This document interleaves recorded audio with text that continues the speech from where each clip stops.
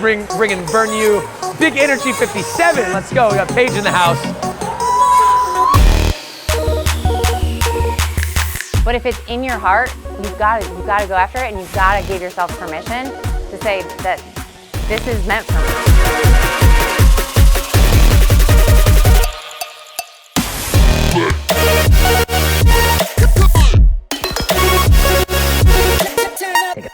What's up, everyone? What's going on? Hey, who's nervous to get their butt kicked tonight? Anybody? I'm on one right now. I'm on some caffeine, some Ignite, ready to rock and roll. What's up, y'all? What's going on? We'll get to know each other. I just want to say hello to everybody. Let's raise your hand if you are here for a renewal. Your renewal burn you. Awesome. So you guys,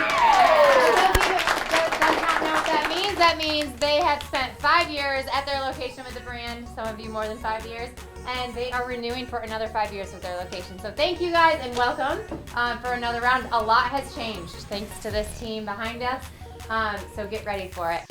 I don't know what ladder drill I'll do yet. I'll figure that out on the fly. That's fine. I'll wait. This is why I love Sundays. I'll wait for your cue.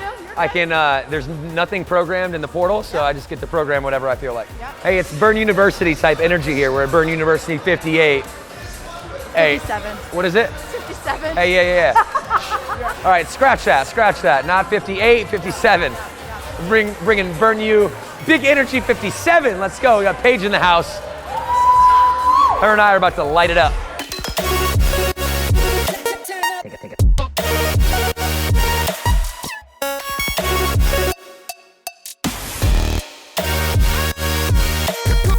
Finish strong, finish strong. Take it.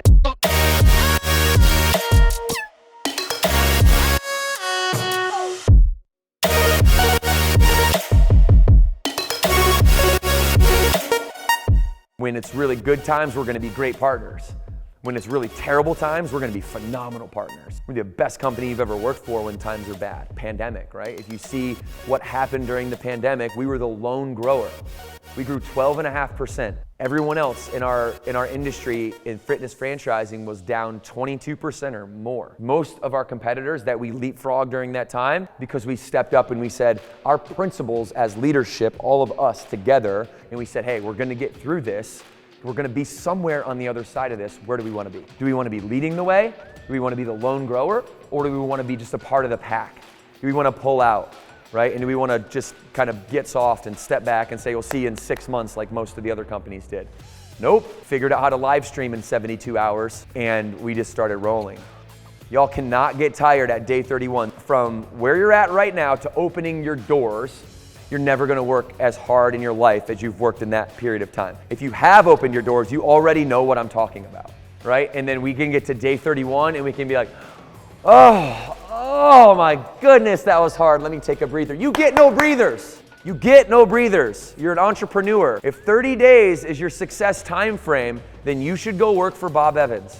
And none of us wanna do that because we're all ambitious, we're all hungry, we're all driven.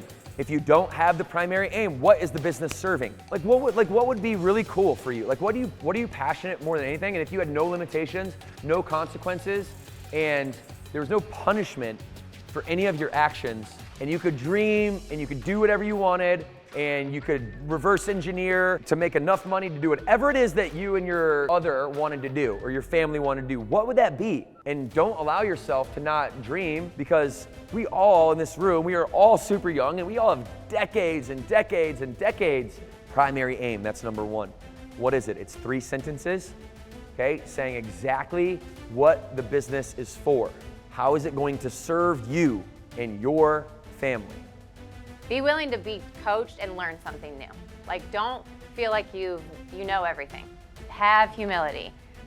Don't think you know everything. And if you think you know everything, go learn more stuff, because we don't know everything. So be willing to be coached. I've hired 3 coaches this year. I know what my weaknesses are and I'm leaning into them. I'm not afraid to admit that, and I'm gonna go learn and I'm gonna go get better at it. So number 1 is just be willing to be coached, or be hungry for that education. Number 2, I think it's about who you surround yourself with. If you have drama and gossip in your life, you gotta get rid of it, because it's pulling you back and it's distracting you. Number 3, give yourself permission to do exactly what you wanna do. Don't let the negative self-talk and I'm not worth it, or I'm gonna let other people down if I do this or if I take this next role. If you guys wanna know how many times I thought, gosh, how am I gonna be a great mother if I take a CEO job? How am I gonna be a great mother if I open a gym? How am I gonna be a great mother if I open another gym? You guys agree that that goes through our head, right? We think about these things, or maybe it's not mother, but it's friendship or spouse, because you're adding more to your plate. But if it's in your heart, you've got to go after it, and you've got to give yourself permission to say that this is meant for me, right? I'm going to figure out how I'm going to be great at everything else. And so don't let yourself be held back by the things that are going on in your head. The key ingredient, like if you were to find the root cause of miscommunication, it would be because people judge each other and don't make observations. You're doing that wrong. There's no such thing as right or wrong. That's your perception of whether that person's doing that right or wrong. They probably think they're doing it right. So to bring your conversations to observations rather than judgments is like the key ingredient. Like if you were to find the root cause of miscommunication, it would be because people judge each other and don't make observations. It's like follow the playbook, right? And part of the playbook is our core values. And we shouldn't be sitting here today if we don't vibe with our core values. And they don't have to be exactly what your personal core values are, but they have to resonate with you. When it gets hard, it'll be short-lived because it'll get too hard for you. You're not willing to persevere. And I'm not saying this about you, I'm saying just in general. So all those things are really correlated, right? The ability to communicate well, and if we can get more accountable, I think things get better real quick. What this business is about is really touching people's souls, right? All the technical stuff about training, about business, whatever, like we can learn that as we go. The intangibles, the things we can't teach, the things we can't learn, is how to connect with another human being empathetically and to reach into their soul and say, listen, I got you. This is me and you. And that at the end of the day, that's all business is. Business is just exceeding the expectations of how much people thought you could help them. Cheers! Cheers. While I have you all, if you don't mind, I want to say thank you. I want to say thank you for helping the organization chase its dreams, but also thank you for jumping off the ledge and chasing yours, because we couldn't do this without you all, and you are the lifeblood of the organization, and we are so happy and thrilled with this class and Burn University. We've been talking about it internally, just how sharp all of you are, and we're very excited about the new wave of Burn Bootcamp franchise partners, the new wave of our system, and the new wave of the energy that our old franchise partners, or I'd say OG franchise partners, have. So it's the best I've felt in a very long time about this brand, and I hope that you guys feel the same.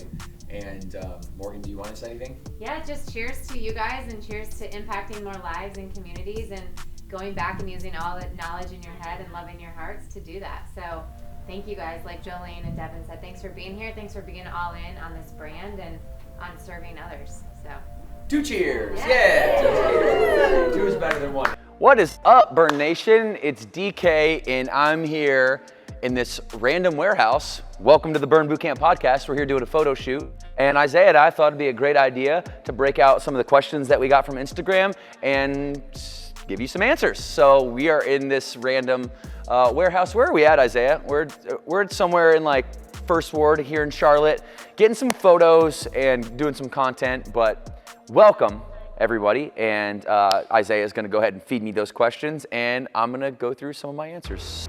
We are a product of our upbringing, of our surroundings, of our environment. There's circumstantial external elements of our lives that we grew up, that we're exposed to, that become natural, that become normal. You know, whether you want to believe that you're born as a clean slate or not, I know that the first 7 years of your life are the formative years. Those are the years where if your parents don't get it right, if they don't nurture you the way they're supposed to nurture you, then you're gonna have some correcting to do later down the line. And for me, I was moving around without a home the first 7 years of my life. Up until about 5th grade, from house to house, from state to state to state. I had no permanency. I watched my parents go through alcoholism, drug abuse, physical violence.